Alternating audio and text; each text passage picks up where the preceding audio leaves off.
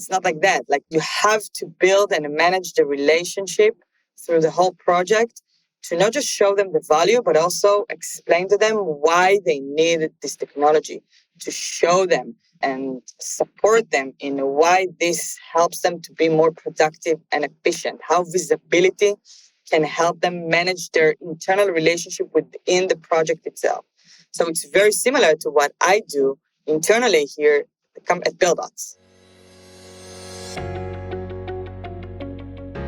Welcome to Revenue Insights. Every week, we'll be joined by revenue leaders from some of the most successful and highest growing companies. Together, we explore how they built their revenue teams, the journeys that they've been on, and the lessons they have learned along the way.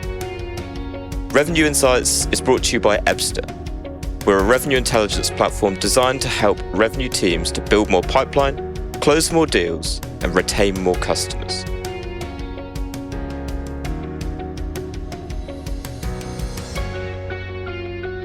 Hello, and welcome to the Revenue Insights podcast. Today, I'm joined by Leore Spira, Head of Revenue Operations at Buildots. She has over 10 years of experience driving revenue growth, and she's also the co-founder and community leader of The Optimizers, a hub for BizOps and RevOps leaders. Leore, it's wonderful to have you join me.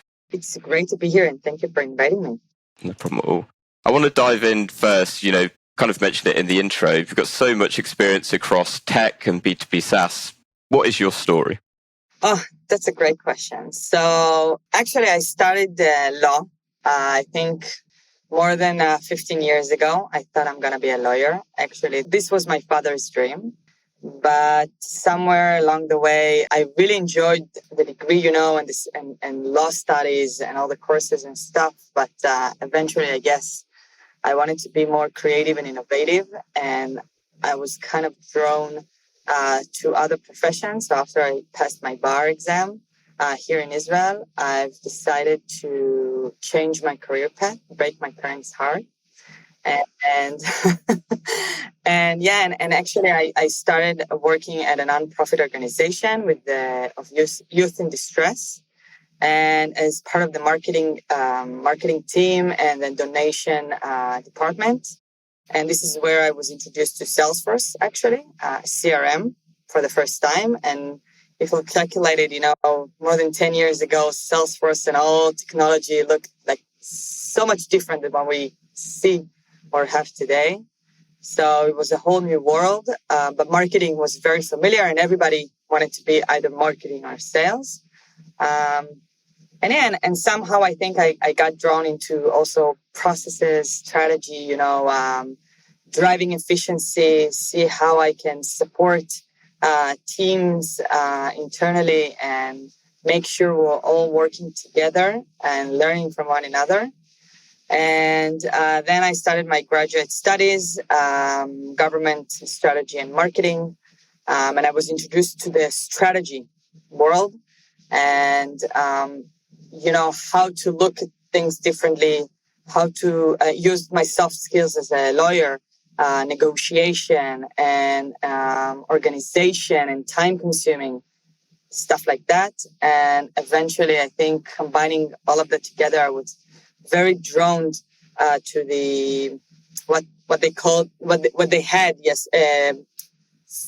9 years ago was more of a sales and marketing operations. We didn't have revenue operations, and I think that was new as well. Usually in American corporates or very very very large companies, and I transitioned again to the technology domain, joined an American corporate, and I was part of the marketing team, but also somehow I managed to be part of also the supporting sales team, similar to sales operations. And I was working closely with the sales and analyst operations teams. And I think since then, I was I fell in love with systems. I fell in love with data. I fell in love with the decision-making process based on data, with the business analysis. My first CEO, she took me, I think, under her wing. I didn't understand it back then. But today, when I look backwards, remember the time there, she managed or even wanted to teach me everything. So I was part of the budget meetings, the financial discussion, understanding Salesforce, understanding not just even Salesforce, CRM, understanding how sales and marketing work together. We didn't have customer success, for example, back then.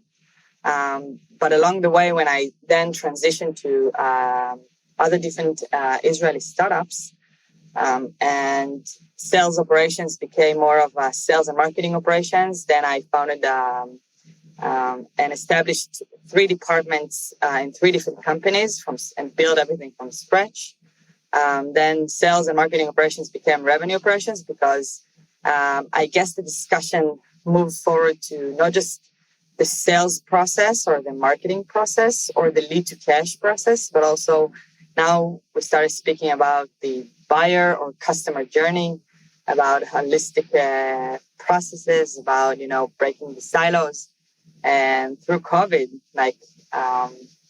it became more and more and more attractive and interesting discussions. So I guess, I don't know if this answers your question, but if you asked me today if I thought I would be where I am right now, no clue. I didn't even know that there is such thing like sales operations. So, yeah.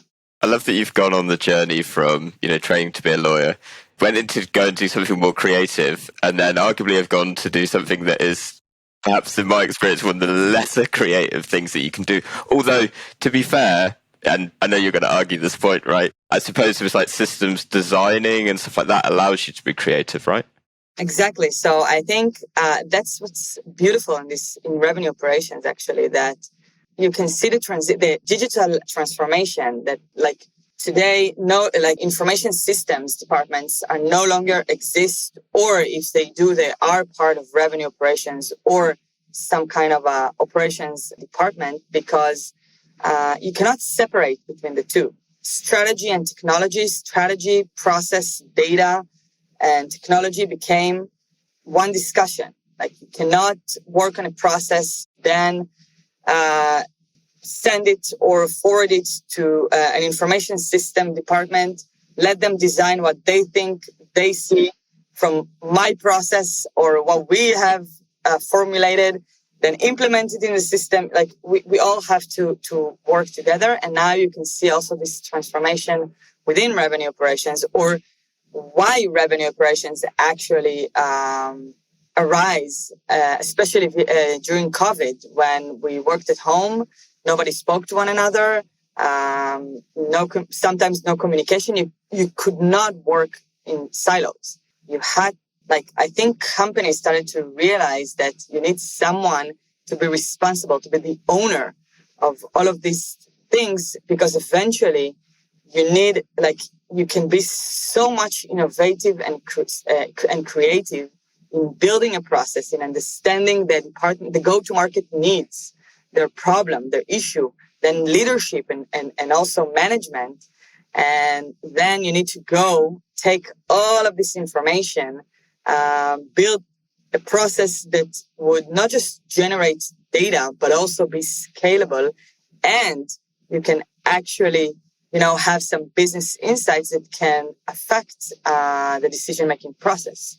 So you are part of not just the company strategy, you are part of helping management and leadership with your creative and with the innovation that we bring, with what we see or how we think, to help them be better, be more efficient, be more productive, and actually scale and build a growing revenue machine. So something that I'm really keen to dig into a little bit more, I mean, you talked a lot there around, a lot of the differences, particularly in the sales process, even down to the finer details. So could you perhaps elaborate, in fact, a bit more on perhaps the biggest challenge that you've overcome so far and how you did it? So first of all, I think at Buildots, the challenge and the opportunity was quite different and very exciting, because comparing to different companies, this was my 3rd time for establishing a revenue operations department and building it from scratch. But here at Buildots, I joined really at a really, really, really early stage when the company was only 3 year old, and after only raising the first funds of round A. So, and usually you can see in Israel, especially in Israel, by the way, you don't see revenue operations at such early stage. Even a previous company I joined when the company was 5-6 year old, and they had a marketing and sales department, or at least, if not a fully hired departments, but departments that worked and had like at least between 4 to 5 or 6 million ARR, and customer success team, or at least, a small team that grew and we scaled together. But here we came sales, marketing, and customer success together. So I was brought to the company, at a very, very early stage to build the infrastructure, not just, before building, to work on the processes, to write them down, to have discussions with the team and understand how we want to measure ourselves, at least at the beginning, like what our investors want to see, and then bring the technology, and then bring the infrastructure, and implement the processes, and hire the teams. And they were all hired together. So from 2-3 users or teammates and colleagues, we became like almost 55 in less than a year. So you have to make sure also that when you build the processes and the infrastructure in the CRM, in Salesforce, or or you build a tech stack for the departments, and then you need to understand also the data points that are very, very important. Again, we are at a very early stage, but we managed to do that. And I guess, so if you ask me about the sales process, our sales process is, it looks like it's very, very simple, but very unique, because what we're learning is that every sales deal is very, very different from the other. You don't see, you don't have similarity between the stakeholders, between the personas, between the, how the process itself should be. Same with stages and probabilities that we all familiar with. And for me, it's a great challenge because it's not a traditional SaaS process. I don't have retention because we are working project by project. So because it's real estate, right? It's construction. When a project starts, it ends, and then you have to think on the next one. But sometimes there is no next one. So what would be the definition for churn? What would be the definition of success? What would be the definition for customer? What is an ideal customer profile? How do we land and expand? How do we measure this? How do we bring the KPIs? How do we measure onboarding? Because these are not tech savvy people, and our users, they have to also be trained, not just, with our, by using the platform, but also they need to they need to be trained by the team. So from customer success, we're sometimes also implementation and delivery departments. So we have to make sure that, and we are coming on site to show them how to use technology. And then for me, as revenue operations, I need to think about, okay, so how do I help them see everything, create a 360 customer overview, understand exactly how the customer journey actually works, help them and help sales, to alert everyone within Buildots when we have an expansion. And what do we call expansion?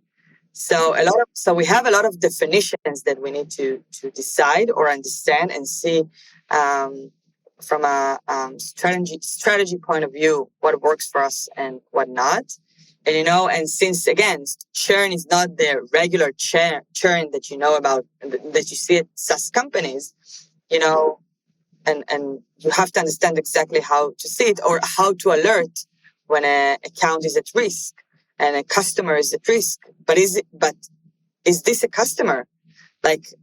How do we treat it? Like it's a POV, things like that. So I think the great challenge here is that it's like we use the SaaS terminology. We have similar lingo. We have the SQL, we have the MQL, we have LTV, we have TCV, we have land and expand.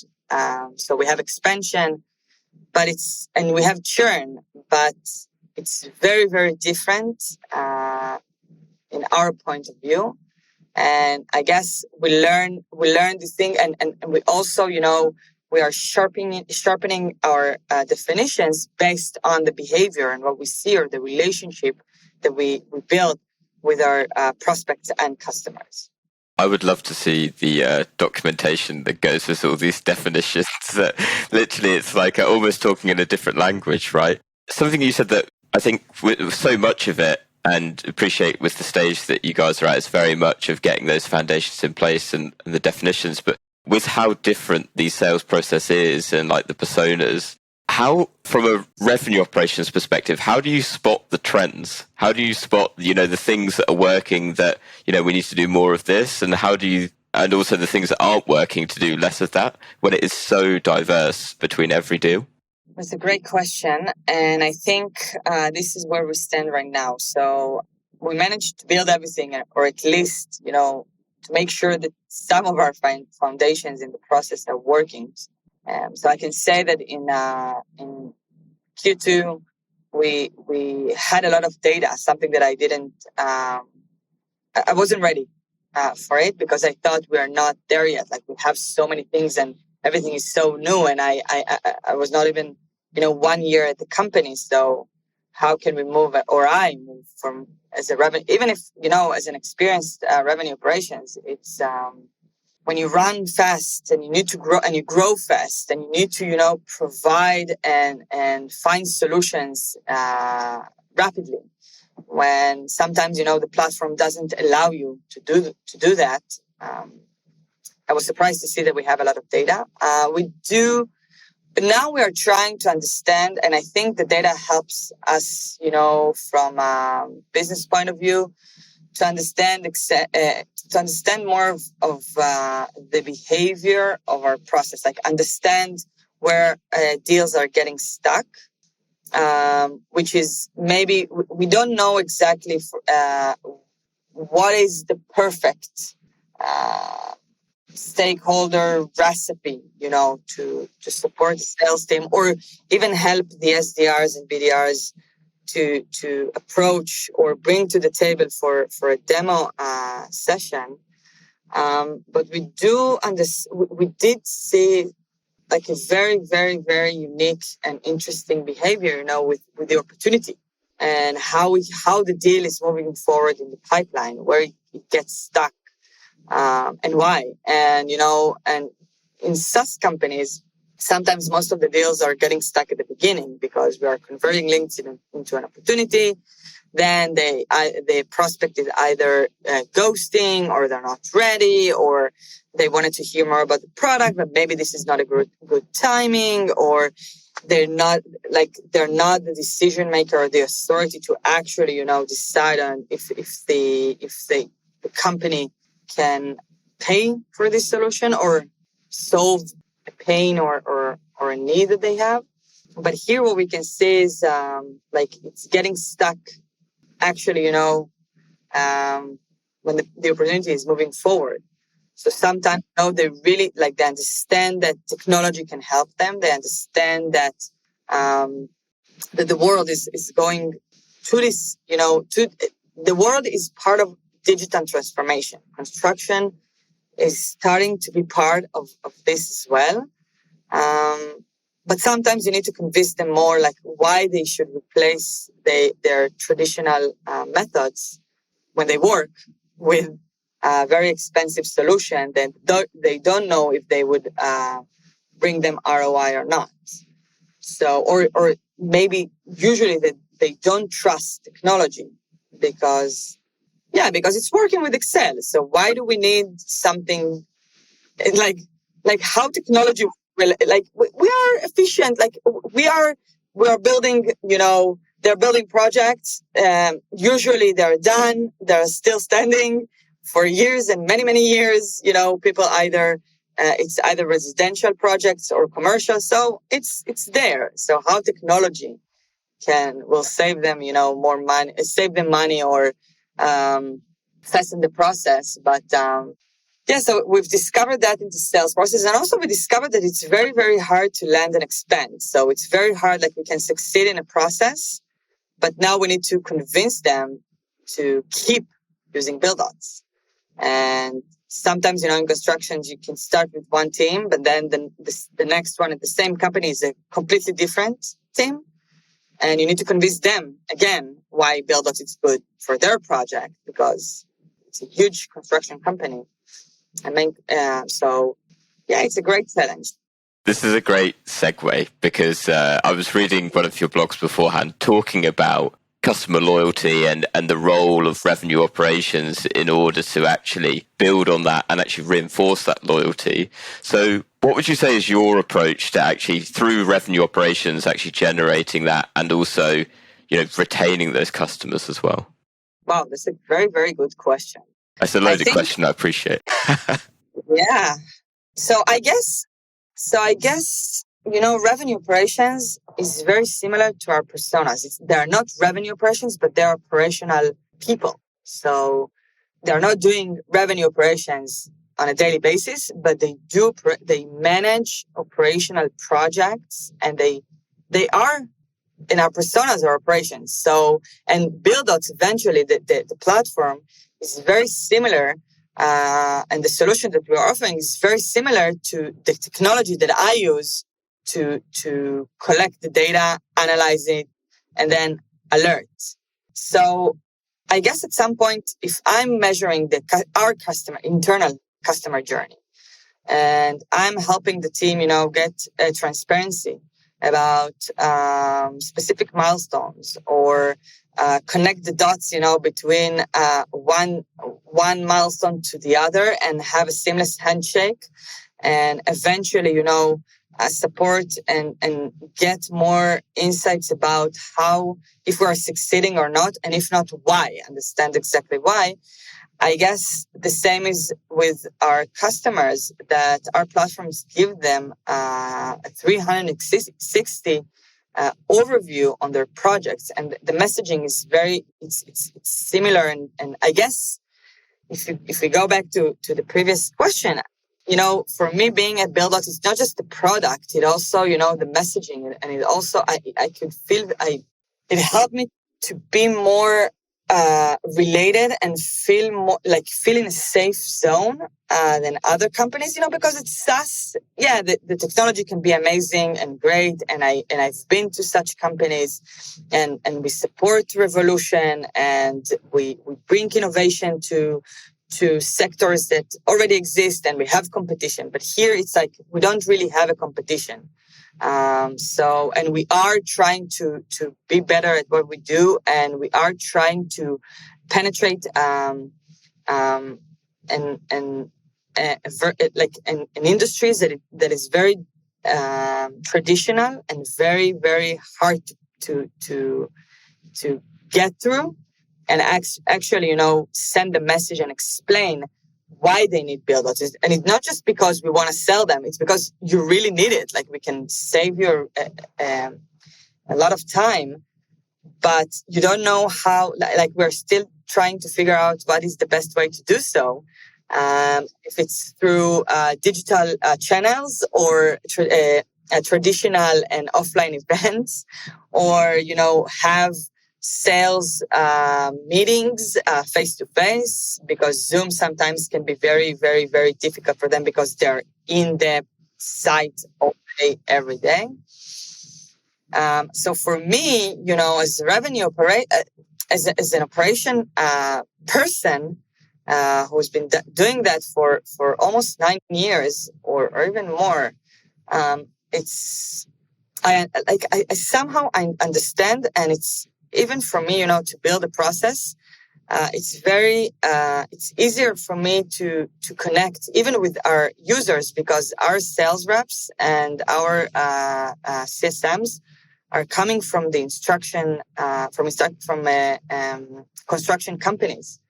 So They never met Salesforce. They never met dialers. They never met marketing automation tools. They never knew that we can work with a system that can help us, even prepare our QBR's presentation. So when they have their user experience working with me and asking, for me to add even a feature for reminder tasks that they have, not just the regular one that the system or the CRM offers, but more of a sophisticated, because it will help them to be more efficient on their day-to-day. Then I understand that this is how they used to work in their site or in their previous companies, and they didn't have it, so they had to manage in so many different ways. So I love it. So not only are you educating the market, but you're literally having to educate everyone, coming from that market into Buildots as well. And I suppose this, to touch on a point that you made previously, with regards to like product-led growth, and you guys are obviously like feeling your way into the market at the minute.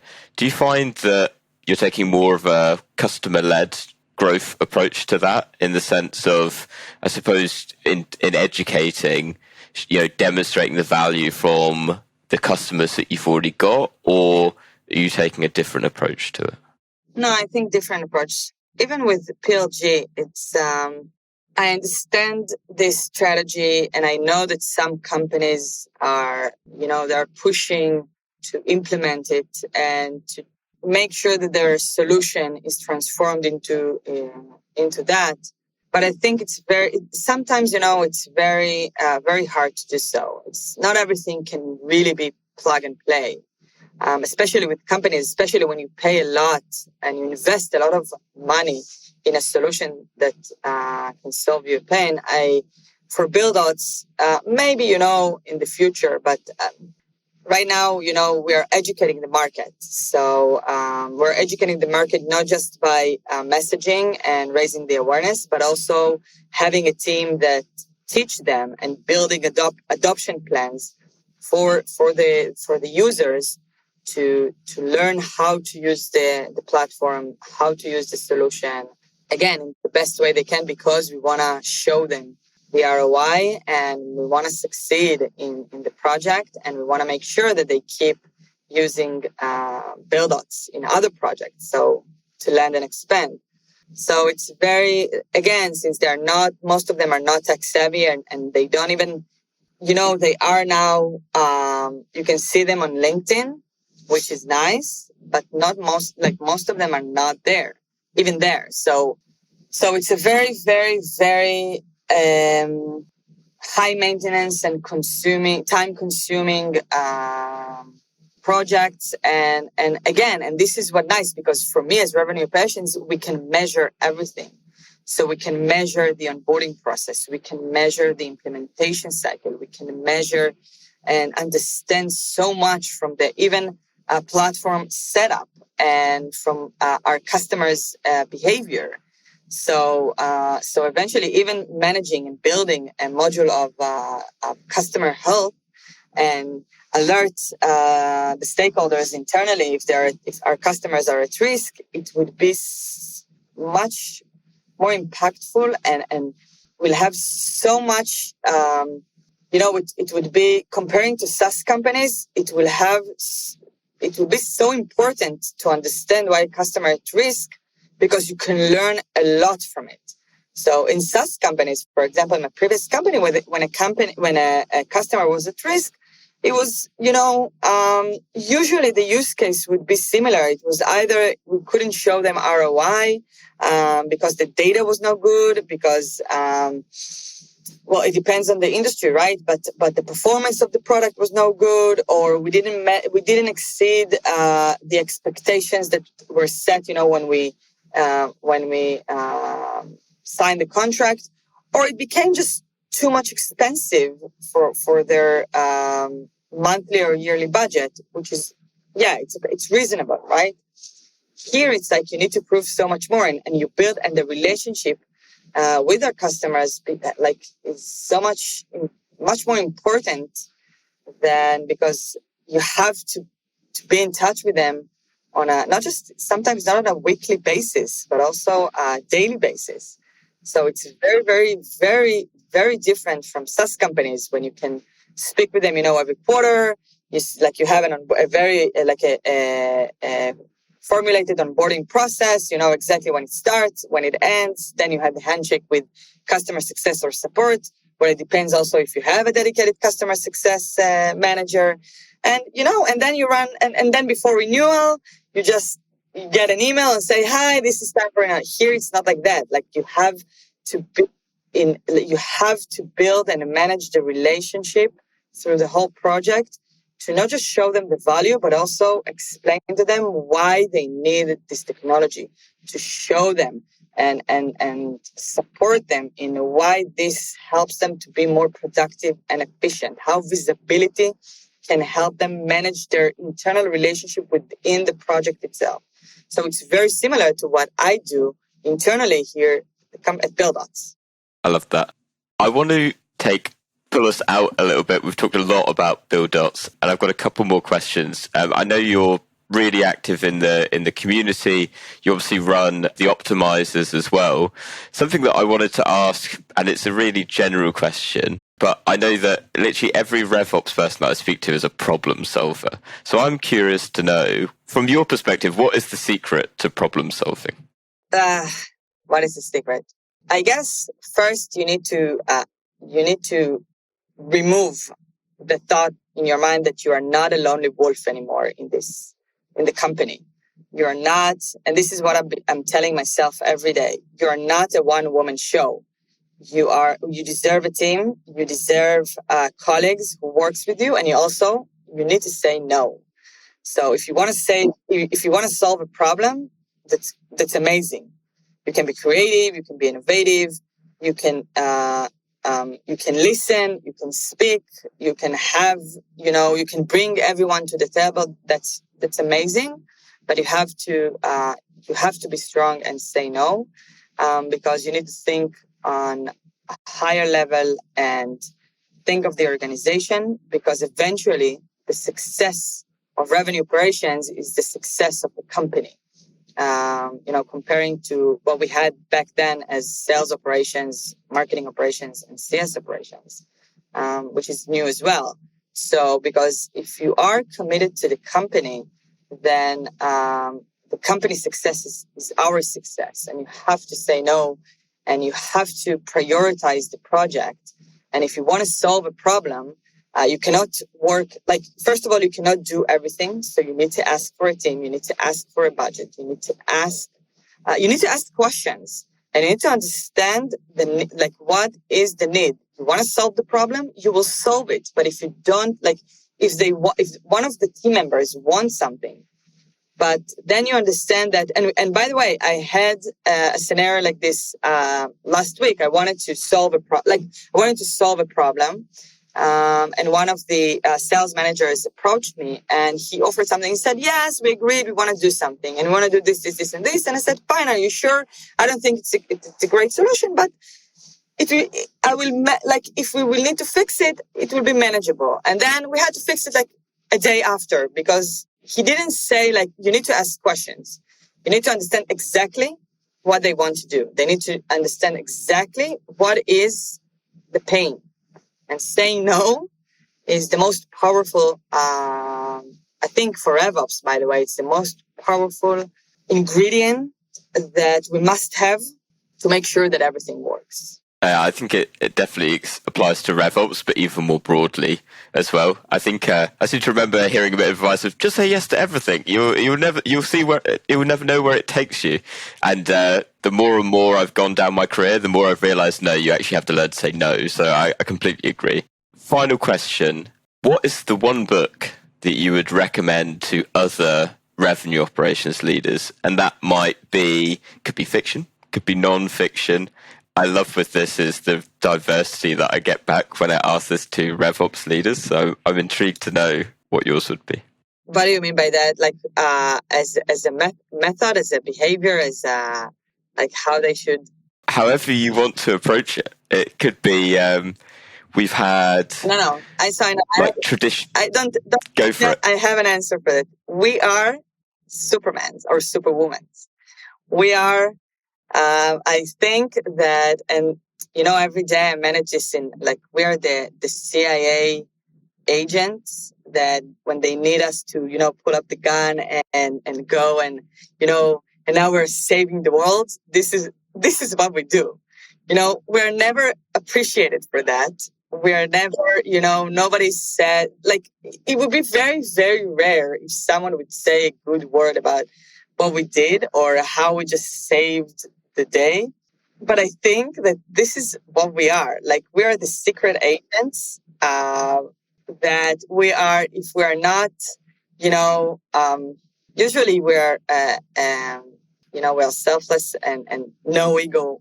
We have no ego approach because eventually we want everyone to succeed because if they're succeeding, then we are like, it's our success as well. So no ego approach, but it's like we are agents and we are planting ideas and planting, processes in other departments. And then we come with our costume, super like we're saving the day. We see the Batman, they have data issues and then they message us like everything is broken. And I love this. Salesforce doesn't work. I love this. Salesforce doesn't work. And then we see, the Batman sign on the sky. And then we come and then in 2 minutes we fix it. And then you get the answer like, what did you do? What happened? Oh my God, it's working right now. Thank you so much. So revenue operations, the unsung heroes of businesses, really. I love it. You took it in the best direction I could have hoped for. Okay, Leore, let's move to wrap up. I want to give you one final opportunity. As I mentioned, I know you blog, you podcast, you've got your own community as well. To the listeners at home and in their cars, where can they find you online and where can they find your community? So our community right now is on Facebook, but it's a Hebrew-speaking community. But I'm working on creating a hub on LinkedIn as well. You can always find me on LinkedIn. You can follow me. You can connect with me. I love, having these kind of conversations, not just podcasts, but like I'm trying to schedule at least 1 or 2 30 minutes talk every week, to learn from others and hear about their best practice or practices actually or even dilemmas. I'm also, my blog is on Medium and I'm trying to, and I don't know, I'm trying to raise the awareness everywhere. So I guess at some point you would find me somewhere. And if you're in Tel Aviv, Israel, you can always come to ping me and we can have a coffee or a glass of wine around. So I'm very open to that. And I'm really, it's like very exciting to meet revenue operations leaders, even, beginners or juniors who wants to move forward or transition into this position. I guess in 3 to 5 years, we will see more and more revenue operations leaders, hopefully. But I can sense it. But connect me on LinkedIn and we'll go there from there. Amazing. So we'll put the links to your LinkedIn, the Facebook page, your blog, everything down in the show notes below. And Leore, I want to hear if someone takes you up on that offer, because if they don't, I'm going to come over to Tel Aviv and have a wine with you. So with pleasure. Everyone is invited. Amazing. Right. Leore, it's been an absolute pleasure. Thank you so much for joining us again. And thank you to the audience for listening to us. We'll be back again next week. Thank you so much for inviting me. It was a truly pleasure. And I hope to see everyone, on LinkedIn or even in Tel Aviv. Pleasure was all mine. Thank you. Bye-bye. Thanks for listening to Revenue Insights. If you want to learn more, subscribe to our newsletter and we'll deliver every episode straight to your inbox. If you have any questions, feel free to connect with us on LinkedIn. Our links will be in the episode notes. See you next week.